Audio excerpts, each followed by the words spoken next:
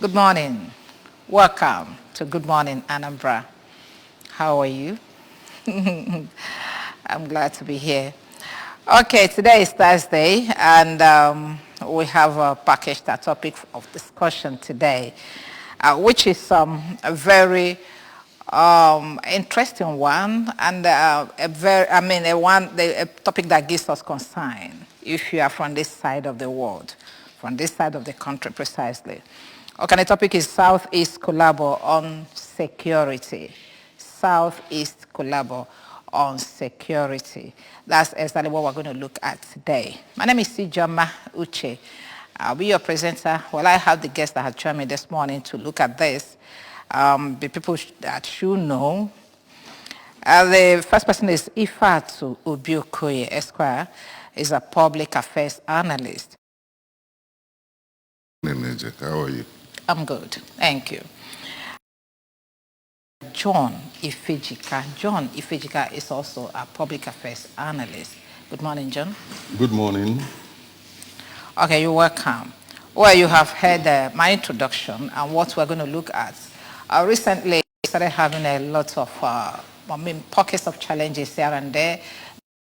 Domicile in the southeast or the state we find ourselves is everywhere in the country. And a lot of people have started looking for solutions on how to take care of this when it looks like the regular security agencies are not enough to take care of the enormous problems we have. Okay, so we started looking for up there in the west. They have the Amotekons to take care of that region. In the north, they have the Hisba police to take care of. It does appear we are still grappling on what is it and what is not. Though we have some pockets of vigilante formations here and there in the state, domicile in different states in the southeast. But at this time around, I think we are looking for a regional collaboration that will take care of the region generally. That's why we are here today. And just recently, the governors of the Southeast met and said that they are going to float a regional security outfit. And some people are asking, what happened to Ebubago? Is it a national security outfit or a personal security outfit? All these and many more are the things we're going to look at today.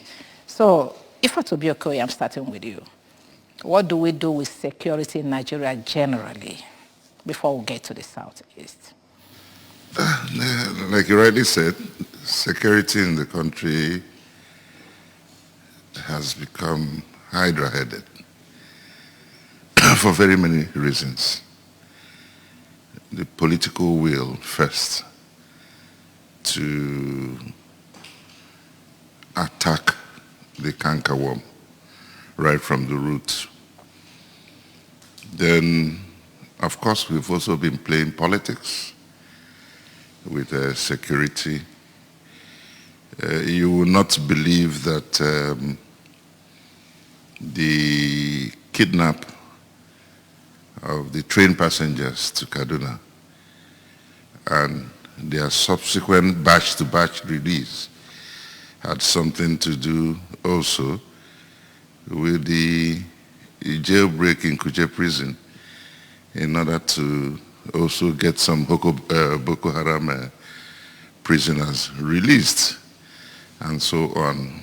And it also gets worrisome when you find the fact that government can access their location so much to send emissaries who go to discuss with them, negotiate with them, come back, go a second time, go a third time. And you wonder why, if we really know where these locations are, we cannot secure the lives of those kidnapped. And sometimes you take certain security measures even where there will be collateral damage. You may afford to lose one or two people, but you say, I will do it. Why some of these things appear to be striving is because this new wave of ransom paying Today, everybody is susceptible to kidnap. It depends on your worth. Sometimes, if you're lucky, they can come down to as much as 50,000, 100,000, depending on the sophistication of the people that kidnap you. If we keep negotiating, it becomes a problem. So to that extent, that attitude by government, promoting and encouraging negotiation with criminals is bad enough. I said, there could be collateral damage. You can afford to lose one or two people, even if it's mine. But let it not just continue the way it's continuing. And again, you remember some time ago, about 2 years ago or so, when the Americans came in and they had to quickly leave because they found out that intelligence was being shared with the enemy. So that also shows that even within our own security architecture, it's poorly driven, it's been infiltrated by enemies, it's been infiltrated by the other side, and very willingly, our own people are very ready for whatever cash inducement to break the necessary protocol. So, in a quick summary, we have not shown sufficient political will, sufficient seriousness to tackle this hydra-headed thing. And it's flowing down the states. Whatever you see is happening at the federal level. It's the impetus that flows down to the regions, to the states. And as long as we don't show any seriousness, it will not abate. It keeps happening. I was so sad a few days ago when I listened to some young men all the way from Osaka came for a wedding, traditional wedding somewhere in Anambra, and you could see the negotiation. You could see the level of people who were holding, very responsible men, and the man was shouting, says, this one for 30, there were 4 of them, 30 million, 20 million, the other ones 10 million, and the man was saying, where, how? Where are we getting this kind of money from? And the man, the kidnappers were so cold-blooded about it, they didn't care. And so something must be done. Something seriously must be done. Something seriously must be done. Mr. John Ifejurika, 7 years ago, we know we have this challenge with the Boko Haram. Of course, it started way back while Jonathan was there. And then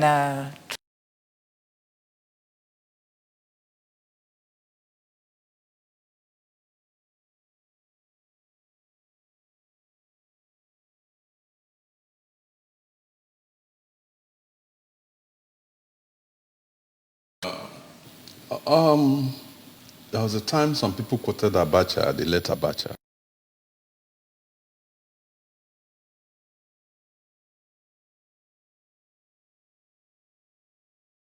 And it's involved in it. The problem is when this present administration wanted power, they wanted it at all costs. They wanted to get there at all costs, and so many things happened. When somebody was saying that the blood, baboon, dogs, and so on, there'll be shedding of blood.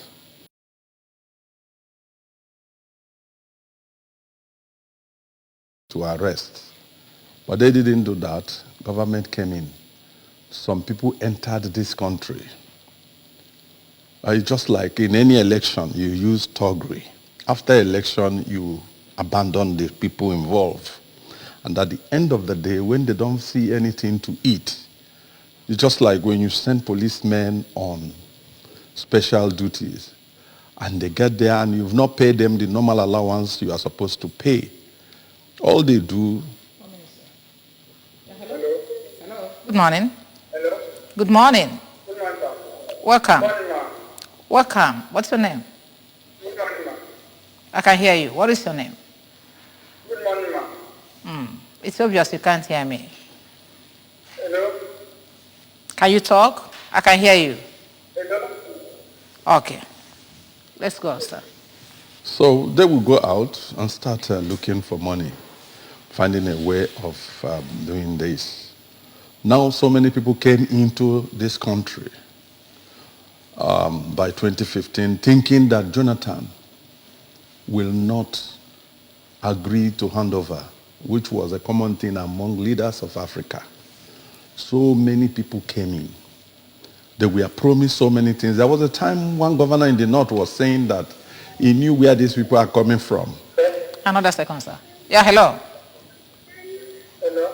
Hello. Good morning. Good morning, ma'am. Can you hear me now? Good morning. Good morning. Can you hear me? Okay, what is your name? Turn up the volume on your TV set. That's why you're not hearing me. Turn it off. The volume. I'm sorry. Go on, sir. So he said he knew where these people come from and they would go and settle them. That was in Kaduna State. They did it 2 times, but it didn't stop. So when you bring in people, aliens, that will come and fight, unfortunately, Jonathan did what was an un-African, to accept defeat.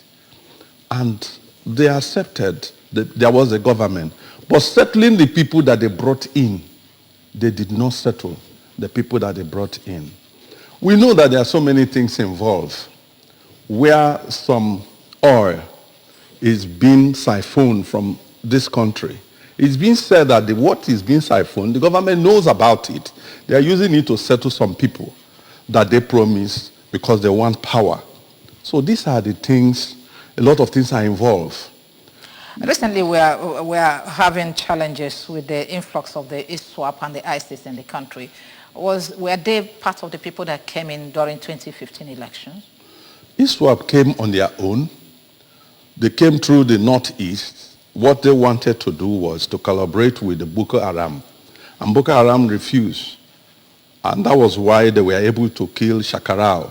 And by the time they decimated Shakarau, and they now collaborated with some of the Boko Haram people, and they started doing their mayhem. Because they know that Nigeria is a country that everybody wants to do what? To gain in and cause a lot of problem. You see, the fact remains that a country in the Middle East that doesn't know what to do with money has been sponsoring terrorism. These people have sponsors. What do they stand to gain? Of course, nothing. They gain nothing. Okay, just a hobby. Yes. All right, let's move on now. Recently, Mr. Obiokoye Ifatu, the Americans gave the signal about insecurity in Abuja. That's going to be a kind of attack on public places in Abuja. We didn't take it serious. I don't know. When I say we, I mean the nation. And thank God nothing has happened. But what do you think that led to that intel? The intelligence on Nigeria is over 20 years now. The same America had predicted that we'll break up in 2015. Mm-hmm. We didn't, and we haven't, up till today. And for different spurious reasons, all this intelligence is coming in. It's coming in at the time we discovered the oil theft.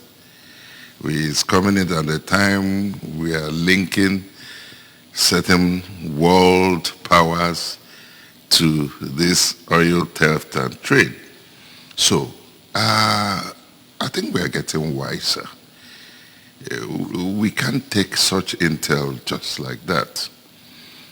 One good thing about this country, as it were, is the multiracial nature. And apart from the size, it's not too easy to begin a process that will break down the entire country at one go. Because you'll be going through about 4 ethnic nationalities whose interests differ. Did you say 4? Just 4? 400. 400. 400. Whose interests differ completely from one another. And for many years, we've been living under this suspicion for one another. That is why when we are talking about the presidency of this country, we are looking at it from a very narrow angle. Is he a brother? Is he of the same religious belief? Is he of the same sect and so on? So,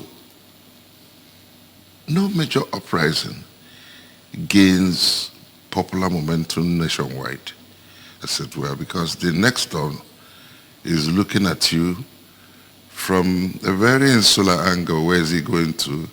Whose interest is being How is it going to affect me? So, America will fail again in this prediction, not because we have a very sophisticated security architecture, but to some extent, they've not been able to understand our local intelligence network. What pains me is that we have not been able to use that local intelligence network to a great extent in building our own domestic architecture. At the village level, we have a way of knowing who and who is not a good boy, and we have a way of getting them out. Even in my village today, there are a few people that are on the run for one reason or the other. Okay, we'll still get to that. Remember that we're trying to look for a solution to what is happening in the Southeast security-wise. But we'll just try to, get some scratches of how it all started and what it looks like nationwide. And now we are coming home. Was it 4 or 5 years ago, the governors of the Southeast gathered together to float a bubago. That's what they call it. It was actually in April 2021. 2021. Oh, beautiful. 11th of April. Okay, that is going to be Southeast Regional Security. What happened to Bubago?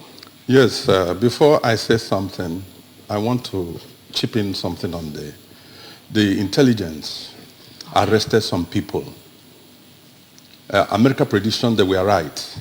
Okay. And before that time, the DSS, the NIA, the military intelligence have gotten the information. Some people were arrested, even up to Mararaba and so on. And Kano, they arrested some people. Some ISWAP leaders were arrested. So Americans were not wrong in that prediction. Okay, but it does appear they're relaxing again? No, Nigerians were on Britain top of has it. allowed them and going out again. Yes, they did, because what happened was they thought the Directorate of State Security were sleeping. They never knew that they were doing. They don't make noise. So that was why the Chief of Defense Staff calmed everybody that don't worry, because they knew.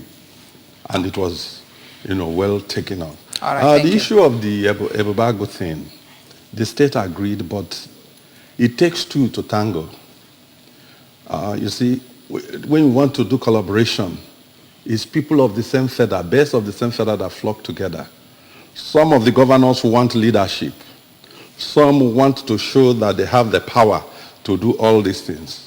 So at that particular time, one governor took over the whole thing. And he brought the leadership and gave to his own brother, who retired as a general, a 2-star general, and to be in charge and things like that. Because if we agree on something, we will decide on how to go about it, money, because in any collaboration where there is no money, security needs money, and we are not pumping money, but you want to lead. That was exactly what killed Ebubago. So, because one person wants to control Did it really everything. take off? Did it really take off? I never saw anything like Some Ebubago state in had Anambra it. State. Yeah, some state had. Okay, it was optional. Yeah, some state started. You can have if you want. And the person wanted to carry it, so other people withdrew. And I remember a governor said, why will I be involved in this type of thing when 1 or 2 governors were people causing insecurity in my own state, sponsoring insecurity in my own state? Okay. We are going to look at the outcome of that particular security outfit. But we'll take a break here. When we return, we'll start looking at that. Do stand by.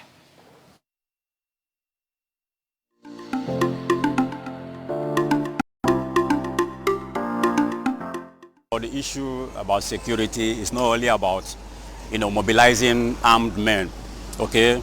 It still boils down to the poverty level in the society, the unemployment level in the society.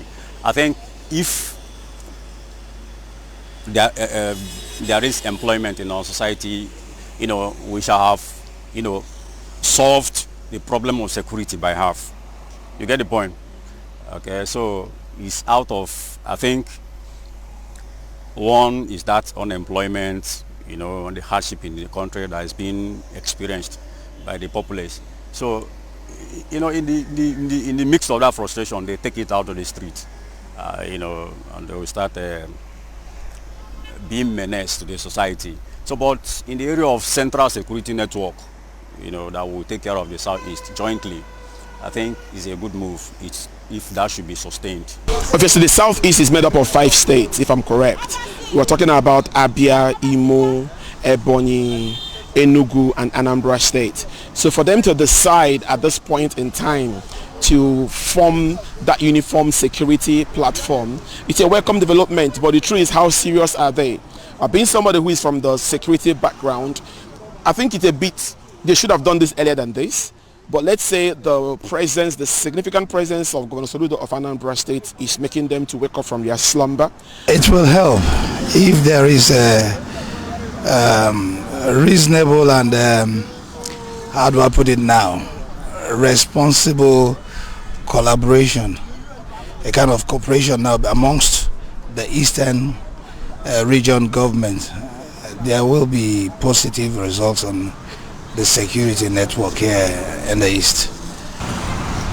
I think it should, but it won't necessarily work because we have Southeast Governors Forum. They have an office in Enugu, I think Lion Building in Enugu. What impact have they made?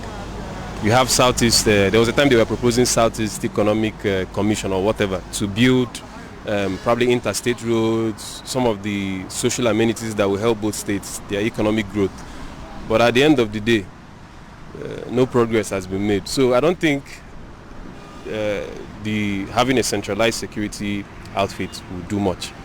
I don't think. If they were not able to achieve something with the Southeast Governors Forum in terms of the economic development of the Southeast, we've had bad roads for years. We don't even have railways connecting the entire Southeast. At least the commercial route of Onitsha and Aba. But we are talking about security. I don't think it would. It is a good proposal. It should work, but I don't think it will go far. I think what government should do is community policing. Each community, each youth the various youths in the community should take charge of their community, empower the vigilante groups, give more funding to the vigilantes. Better welfare would reflect better security. For centralized security in terms of fighting crime in the Southeast, it won't work. Our Southeast leaders do not have the political will to make it work.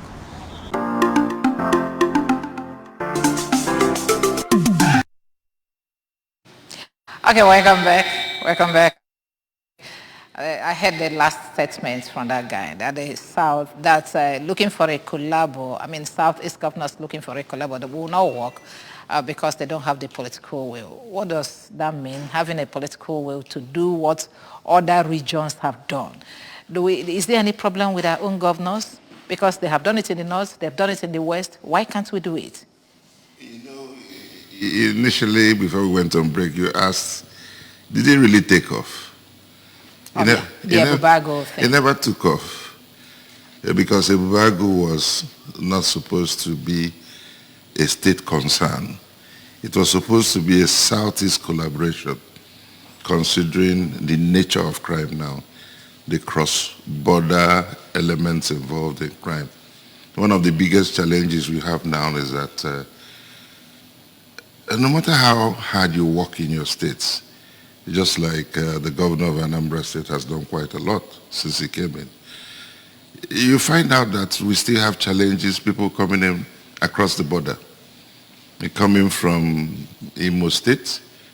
That's why the corridor around Newi South / Ehiala, because of its proximity to Imo State, is still there. Sometimes they're coming from the Delta area. and they move away. And you're looking for them around you. Sometimes from Enugu. Sometimes again from Enugu access. And so the issue is not about the state efforts. Each governor in his state, quite a number of them,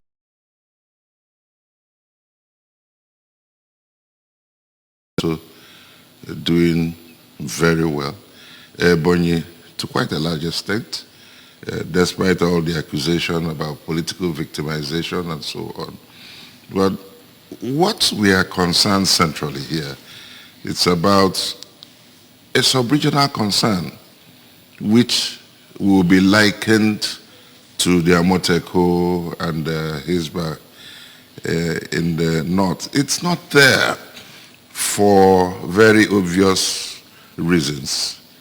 You find out that a few years ago, when we had a seeming political harmony, when the Southeast was mainly ABGA in Anambra State and the rest PDP. We didn't have the nature of challenges we have today. Today we have two APC governors whose, without mincing word, whose interest is not sub-regional and whose collaboration is extraterritorial. And most times they are working in conflict with their brothers from within.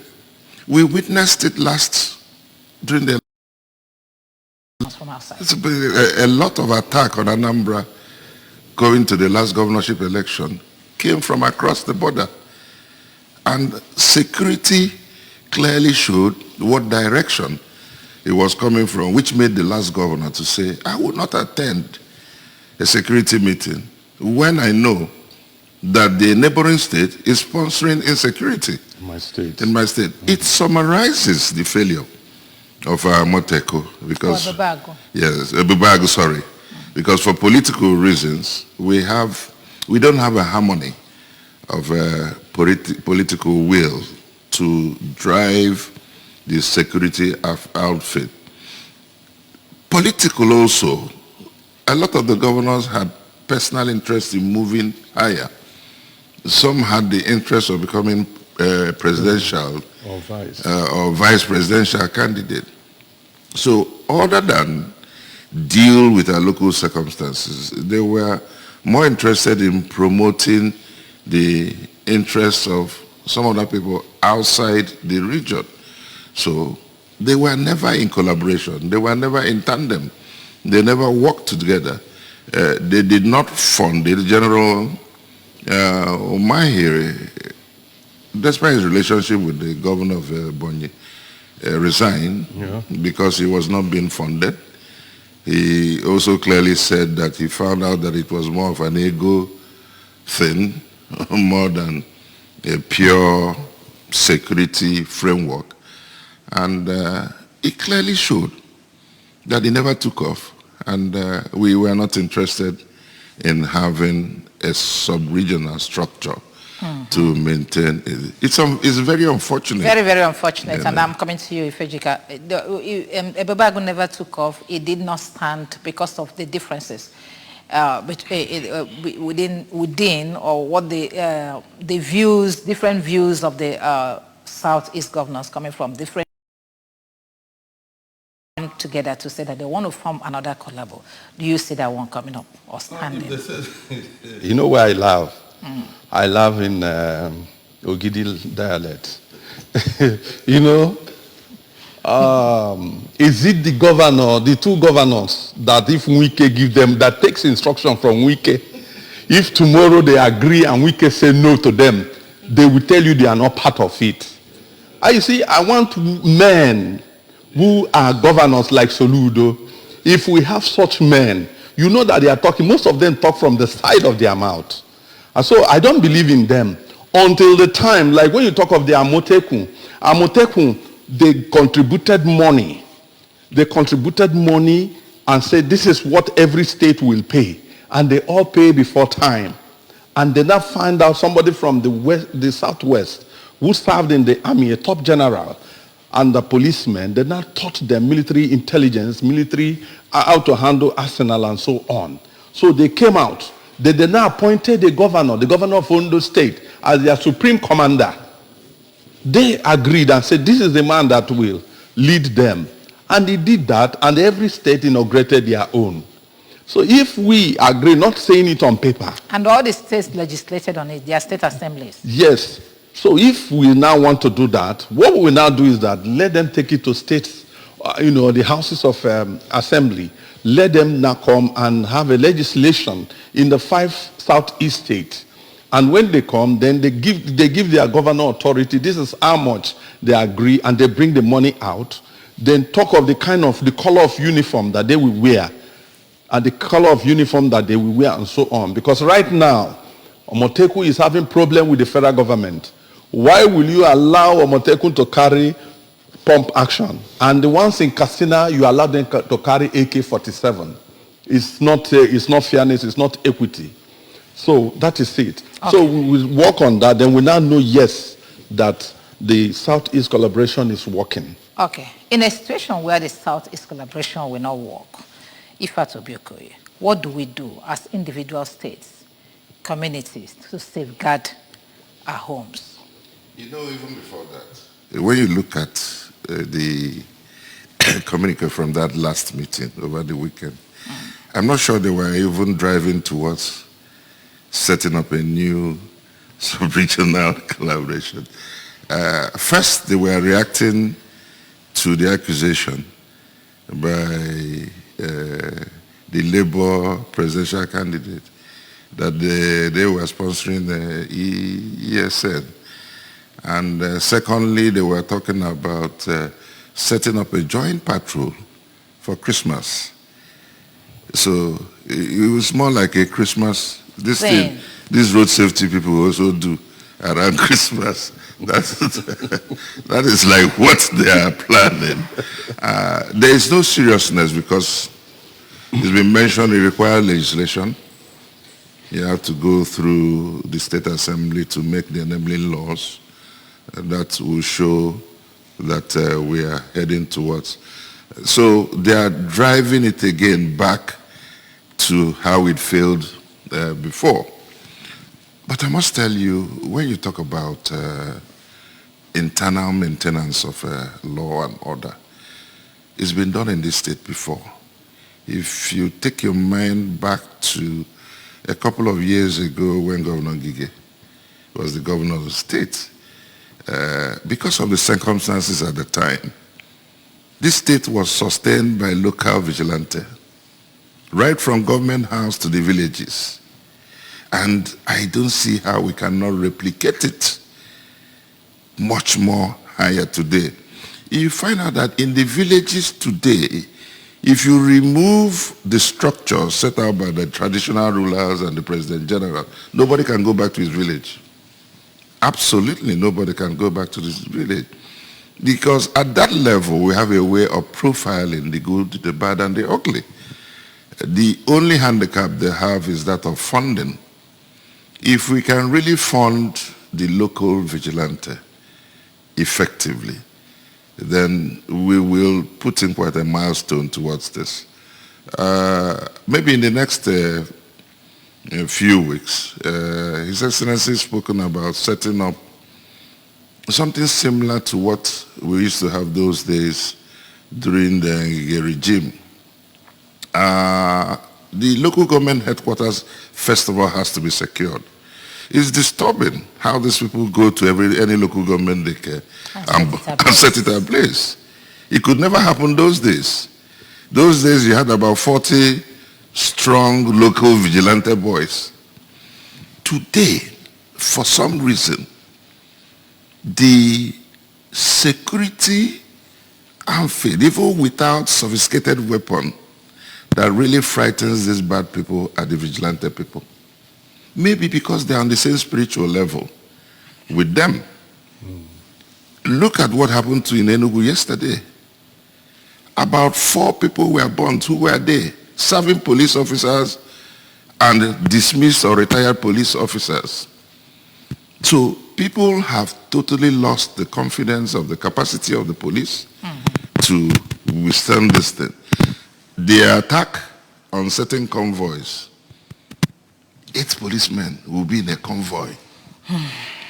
Okay. And all of them will get shot. But for those who manage to escape. Okay, let me pause you there. We'll take another break. We're coming back, please.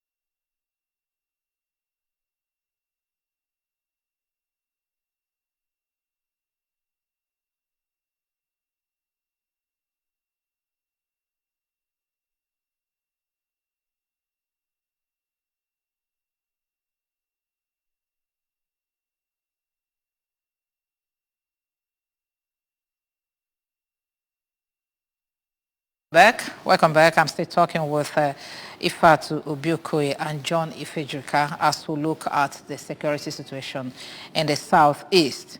Okay, by way of rounding off, Anapungo Punono, what do we do? That's what I asked. What do we do to secure this place? Let's go back to the traditional methods. Okay. Let's empower the domestic vigilante institution. Provide more operational vehicles, provide more arms and ammunition, put in more logistics and so on. Give them the wheel, make it more lucrative for them. And I believe these young men who have done very well at the local level can secure our state. And to that extent, I must commend His Excellency, the Governor of Anambra State, for how he has managed this local situation, how he has been able to empower some of the local vigilante people. But I think we can do more and get better results. Okay, we can do more and get better results. John Ifejika, would you think, apart from what Ifatu has mentioned, are there other challenges that we could face if we try to establish a very strong vigilante that will take care of the states? Yes, I think if we have what we call the neighborhood watch, if somebody comes, we live on the same street or in the 1 to 3 streets, that neighborhood, we know ourselves. And now you see a certain vehicle coming in and the people you don't know. You ask question. It happened to me. My little son entered my vehicle and drove and hit the wall. I was sleeping. Somebody now called me and said, does your son, does he drive? I said, no. He said, he has destroyed your car. That kind of, the man was living about 2 houses. So we now know what is happening in the environment. Then you now make it in that way that street by street, they report to a certain section of the vigilante. In case there is anything, you have their numbers. And when you see some movement that you don't understand, you call your own vigilante. Or you call the chairman of the landlord association or people there in your area. And the chairman will not call the vigilante, and the vigilante comes in immediately. We should know ourselves. I should have his number, he should have my number, I should have your number. That is, we live in the same neighborhood. The neighborhood watch. I saw somebody knocking at your door. I will call you. I saw some people around your door. Who are there? You say, oh, they are my cousins that came from so and so place. Let us be, everyone is involved. Not only the vigilante. Where it's getting too tough for us, we report to that section of vigilante that these particular people are supposed to report to. We tell them, and immediately, and when people know, all those people will move out. Then landlord should know the people in his house. If you are the one that gave me house, and tomorrow you are seeing another face, You will ask me, I'm seeing some people, who are they? Because you know that other landlords will ask you, we are seeing some faces in your house. So with all these things, there will be sanity. There will be sanity, security-wise. If to be when we safeguard within, we still have this problem of influx from neighboring states. What do we do to safeguard our borders too? I mean, different borders of the state, assuming where the, what do you call it, the regional security network fails, what do you do to secure your own state? Do you remember while testifying Evans, the notorious kidnapper? Oh, yeah. Talked about how he ran away from here. Anambra State, yes. And moved over to Benin. When you know your place is secured, very well secured, they don't really come in. It is because we have not been able to secure our villages very well. You know, but for recently, something was already happening in the villages. These people were setting up cells in the villages. On this usual Monday sit at home, you find some local boys trying to enforce it from within the villages. So they were getting operational village by village. But for the measures taken by Governor Soludo, he has been able to flush that out. So, answering your question directly, let's have a place fully secured.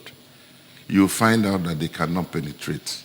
They can't come in knowing fully well that they don't have operational bases. And like he said, the neighborhood watch always used to be there. It was the intelligence unit of the local vigilante. He got killed by the operational attitude of the police. You make a report, police will expose you. So people started keeping quiet. So if we have a network run by the local vigilante, our people have more confidence in the local vigilante now. They can give information and we secure our place effectively. So secure our place first, then you've secured the border. When the place is secure the border. Yep. We are just looking at how to make sure that lives and property are secured in this part of the country. And then that is why I've had these two gentlemen for the past 40 minutes or so talking, and I'm sure we are taking something down wherever you are, because security is everybody's business. It's your business, it's my business, because it's we that are being secured, and our property too. So if you know what to do to ensure that we are safe, do it. That's the most important thing. I'd like to thank you very much, Chief Ifatu Biokoye, for coming this morning. It's a pleasure, thank you. And John Ifejrika, thank you very much, sir, for coming. Thank you so much. It's my pleasure. It's my pleasure, too, hosting you. My name is Sijoma Uche. Don't go away. We are still coming.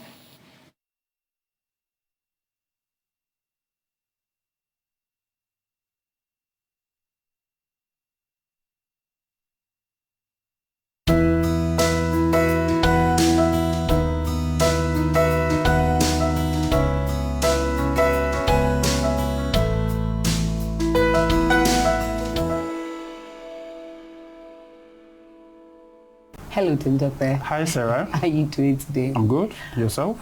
I'm doing very fine. I'm doing very well. All right. So I just wanted to talk today about motives. This word, this very big word. It sounds like English. Motives. What does it mean to you when you hear that word? Okay. To me, it basically means the reason why you do something, or the reason something is done, or you're taking an action. Yeah. Okay, so it's like the why. Yes, basically. Yeah, the why. Why do you do what you do? Exactly. Yeah. How important do you think what you do is over why you do what you do? Recently, I think over the weekend, I called my security guard in the house, and I was just sharing with him, and after a while, I just went into my fridge. He didn't ask me for anything. And then I gave him a can of malt. I've been doing that over time, sometimes food. So subconsciously, the day I need this guy's help, before I even call him. And that's a very wrong motive to give. Yeah. So it basically means that I'm what some people will call you're watering the ground. Preparing the ground. Which is not necessarily the right way, the right motive to give. It should be that I have this, I want to give you, not because I even doubt if I call him to do anything for me, he will not resist. He wouldn't say, but that for me right there is a very wrong motive. Honestly, I have a similar story. And Okay. with me and my siblings, there's something we say.